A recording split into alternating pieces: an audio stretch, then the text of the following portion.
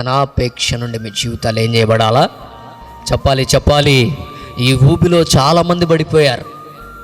ఈ ధనాపేక్ష అనే ఊబిలో చాలామంది పడిపోయారు.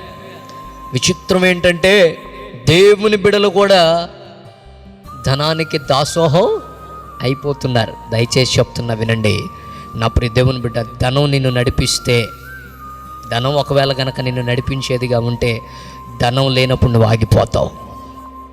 డబ్బును బట్టి ప్రేమించే వాళ్ళు, డబ్బు ఉందని వచ్చేవాళ్ళు డబ్బు లేనప్పుడు ఏం చేస్తారు? వెళ్ళిపోతారు. ధనం కాదు నిన్ను నడిపించాల్సిందే, దేవుడు నిన్ను నడిపించాలి. ఆమేన్. ఈరోజు ప్రపంచాన్ని ఏం నడిపిస్తుంది? డబ్బు. అందుకే డబ్బు లేనివాడిని ఒక రకంగా చూస్తుంది, డబ్బు ఉన్నవాడిని ఒక రకంగా చూస్తుంది. మనిషిని నడిపించేది బాంధవ్యము, ప్రేమ, విలువలు అయితే ఈరోజు ఇలాంటి తారతమ్యాలు, భేదాలు ఉండవు. ధనాపేక్ష చచ్చును గాక.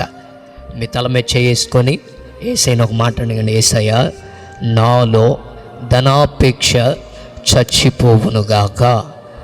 ధనము వెంట నేను పరిగెత్తకుండా నీ వెంట నేను పరిగెత్తున్నట్లుగా కృప చూపండి. ఆమేన్.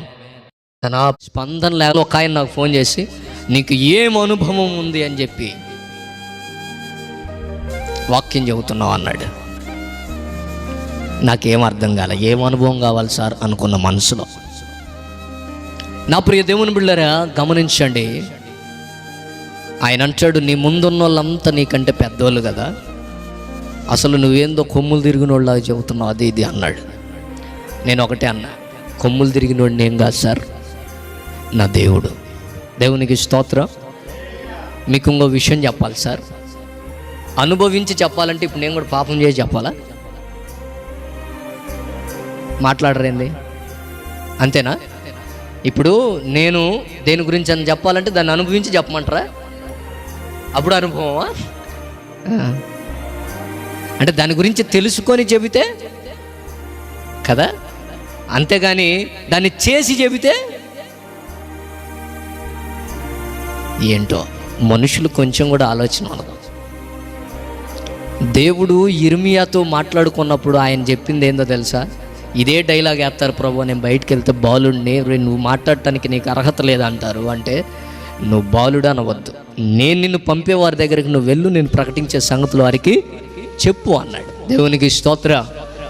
అంటే వారు అన్నారని నేను బాధపడట్లే, నేను ఇక్కడ విషయం చెబుతున్నా మీకు. అంటే ఎవడైనా ఏదన్నా చెప్పాలి అని అంటే దాన్ని అనుభవించి చెప్పాలా? ఏమంటే దాన్ని చేసి చెప్పాలా? నీకేం తెలుసు అంటే ఇప్పుడు పెళ్లి గురించి చెప్పాలంటే పెళ్లి చేసుకొని చెప్పాలా? మరి ఇంక వేరే విషయాలు, పాప సంబంధమైన విషయాల గురించి చెప్పాలంటే ఇప్పుడు అది చేసి చెప్పాలా? దాని గురించి బైబిల్ గ్రంథంలో రాయబడిన విషయాల గురించి మీతో మాట్లాడుతున్నాను. దేవునికి స్తోత్ర. ఇంకోటి ఏంటంటే గుర్తుపెట్టుకో, చెప్పేవాడిని నేనైతే నువ్వు అసలు వినాల్సిన పని కూడా నేను అదే చెప్తాను. ఇప్పుడు అసలు నేను చెప్పేదైతే నువ్వు లెక్క కూడా చేయాల్సిన అవసరం లేదు. కానీ ఇది దేవుని వాక్కు. హల్లెలూయా. నేను ఎప్పుడు నా దేవుని దగ్గర అదే అడుగుతా. నేనైతే విలువ లేనివాడిని, నిజమే. ఈ లోకపరంగా ఏ విషయంలో నేనైతే విలువ లేనివాడిని, కానీ నీవు నన్ను విలువైనదిగా మార్చావు. కాబట్టి ఇప్పుడు నా మాటకు దేవుడు ఏమి ఇచ్చాడు చెప్పండి? విలువగా మార్చాడు. ఒక ఆయన నాకు